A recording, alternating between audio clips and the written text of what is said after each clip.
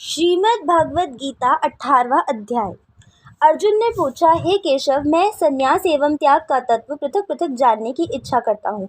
श्री कृष्ण बोले, हे पार्थ, कामना वाले कर्मों के त्याग को ज्ञानी लोग संन्यास मानते हैं और अज्ञानी पुरुष फल के त्याग को कहते हैं। कोई पंडित कर्म को दोषयुक्त जानकर त्यागना ठीक कहते हैं, कोई यज्ञ दान तपादि कर्मों को छोड़ने योग्य बताते हैं। त्याग के विषय में मेरा ऐसा मत है कि त्याग 3 प्रकार के हैं। यज्ञ दान तप आदि कर्मों को नहीं त्यागना चाहिए, क्योंकि ये तीनों ज्ञानियों को भी पवित्र करते हैं। हे अर्जुन, अपने नियमित कर्म अवश्य करने योग्य हैं। फल तथा आसक्ति को त्याग कर जो कर्म किया जाता है वह सात्विक कर्म है। जो दुखदायक कर्म से द्वेष नहीं करता तथा सुखदायक कर्म से प्रीति नहीं करता वह त्यागी, सत्यशील, बुद्धिमान तथा मुक्ति के योग्य है। देहधारी संपूर्ण कर्मों का त्याग नहीं कर सकता। कर्मफल त्याग कर कर्म करने वाला त्यागी है। कर्मफल 3 प्रकार के हैं, अनिष्ट, इष्ट एवं मित्र। संपूर्ण कर्मों की सिद्धि के लिए 5 कारण सांख्य शास्त्र में कहे हैं, उनको सुनो।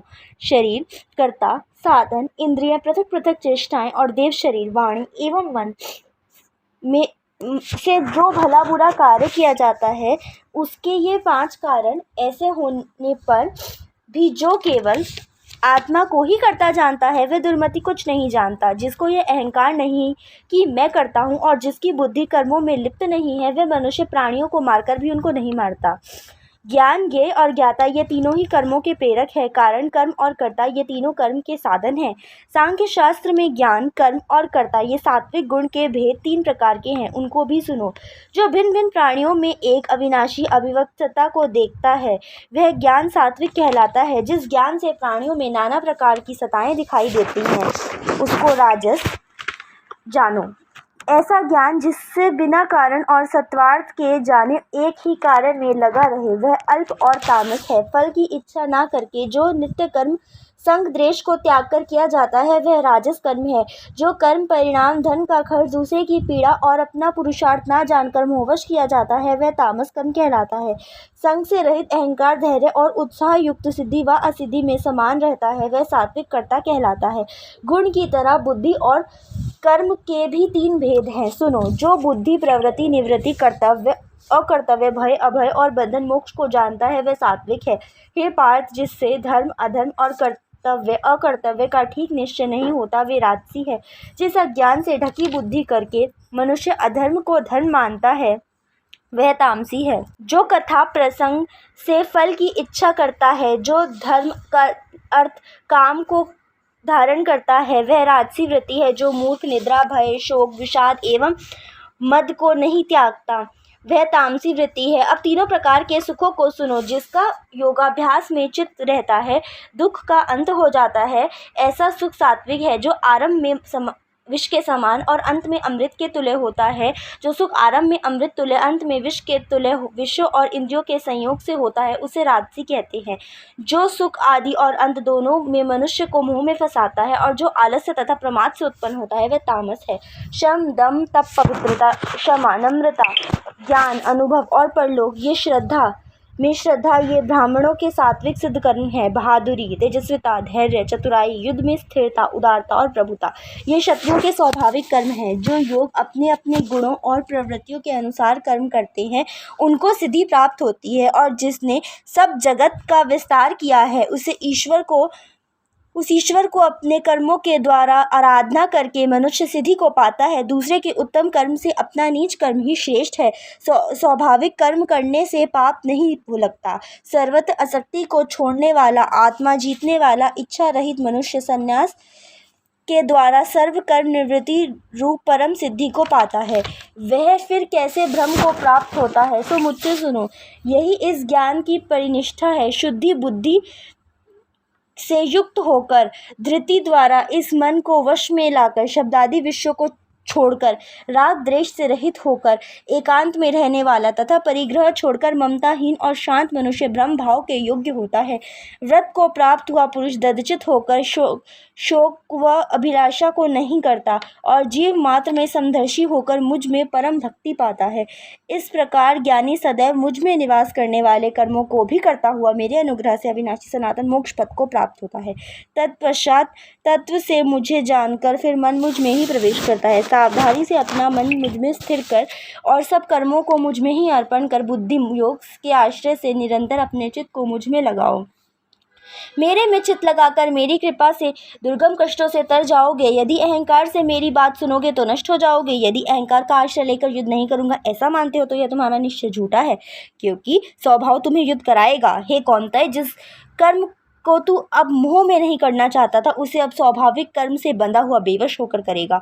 हे अर्जुन, जीवों के हृदय में स्थित ईश्वर उनको माया में भ्रमित कर रहा है, मानो सब यंत्र पर चढ़े हैं। हे भारत, सब भाव में उसकी कृपा से परम शांति एवं मुक्ति को पाओगे। यह गूढ़ ज्ञान मैंने तुमसे कहा, इसे भली भांति विचार कर जैसा चाहते हो वैसा करो। अब तू सबसे गूढ़ वचन भी सुन, क्योंकि तू मेरा परम मित्र है, इसे तेरे हित की कहूँगा। मेरे में मन लगाओ, मेरे ही भक्त हो, मेरा यज्ञ करो और मेरा ही नाम जपो। सब धर्मों को छोड़कर मेरी शरण में आओ, मैं तुम्हें सब पापों से छुड़ा दूंगा। यह मेरा रहस्य ऐसे पुरुष से जो तप ना करता हो, मेरा भक्त ना हो, कभी भी नहीं कहना चाहिए। जो इस परम गुप्त संवाद को मेरे भक्त में प्रकट करेगा वह मेरी परम भक्ति को पाकर अंत में निश्चय ही मुझ में लीन हो जाएगा। इस संवाद को जो कोई पढ़ेगा उसे मैं समझूंगा कि उसने ज्ञान यज्ञ से मेरी पूजा की। जो श्रद्धावान पुरुष दोष ढूंढे बिना इसको सुनेगा वह भी मुक्त होकर पुण्यात्माओं को प्राप्त होने वाले शुभ लोकों को प्राप्त होगा। हे पार्थ, तुमने एकाग्रचित्त से मेरे कहे हुए उपदेश को सुना या नहीं? तुम्हारा अज्ञान से उत्पन्न हुआ मोह नष्ट हुआ या नहीं? अर्जुन ने कहा, हे भगवान, आपकी कृपा से मेरा मोह नष्ट हो गया और स्मृति हुई। अब मैं निसंदेह आपकी आज्ञा पर स्थिर हूँ और जैसा आपने कहा मैं वैसा ही करूँगा। संजय बोले, हे धृतराष्ट्र, मैंने महात्मा वासुदेव और अर्जुन का ज्ञान देने वाले अद्भुत संवाद सुनाया। व्यास जी की कृपा से साक्षात योगेश्वर श्री कृष्ण जी के मुख से इस परम गुप्त संवाद को मैंने सुना है। हे राजन, श्री कृष्ण और अर्जुन के इस अद्भुत पुण्यात्मक संवाद को स्मरण करके मन बार बार प्रसन्न होता है। श्री कृष्ण भगवान के इस अद्भुत संवाद रूप को स्मरण करके मुझे बड़ा ही विस्मय होता है। हे राजन, मैं बारंबार प्रश्न होता हूँ। मेरी ऐसी धारणा है कि जहाँ योगेश्वर भगवान श्री कृष्ण है और जहाँ पार्थ जैसा धनुर्धर है वहीं राजलक्ष्मी, विजय, ऐश्वर्य और अटल नीति है। गीता जी के 18वें अध्याय का महत्व। श्री भगवान जी बोले, हे लक्ष्मी, अब 18वें अध्याय का महत्व सुनो। जैसे सब नदियों में गंगा जी, गौओं में कपिला, कामधेनु और ऋषियों में नारद श्रेष्ठ हैं, उसी तरह गीता जी के सब अध्यायों में 18वां अध्याय श्रेष्ठ है। एक समय सुमेरु पर्वत पर देवलोक में इंद्र अपनी सभा लगाए हुए बड़ी प्रसन्नता से बैठे थे। उर्वशी नृत्य कर रही थी। इतने में एक चतुर्भुज रूप जीव को पार्षद ले आए और उसे इंद्रासन पर बैठा दिया। उस तेजस्वी को वहां बैठा तो दिया, किंतु फिर इंद्र ने अपनी गुरु बृहस्पति जी से पूछा, हे गुरुदेव, आप त्रिलोक त्रिकालदर्शी हो, देखो इसने ऐसा कौन पुण्य किया है जिससे यह इंद्रासन का अधिकारी हुआ। मेरे जाने तो इसने तीर्थ व्रत दान कोई नहीं किया, शिवालय व ठाकुर मंदिर नहीं बनवाया, तालाब नहीं खुदवाया। यही सब बात बृहस्पति जी ने भगवान से कही। तब भगवान ने बृहस्पति जी से कहा कि इसके मन में भोगों की वासना थी, परंतु यह गीता जी के 18वें अध्याय का नित्य पाठ किया करता था। इससे जब इसने देह त्यागी तब मैंने आज्ञा करी कि पार्षदों, तुम इसको पहले जाकर इंद्र लोक के सुख भोगने के लिए ले जाओ। जब इसका मनोरथ पूर्ण हो जाए तब मेरी सामुंजय मुक्ति को पहुंचा देना।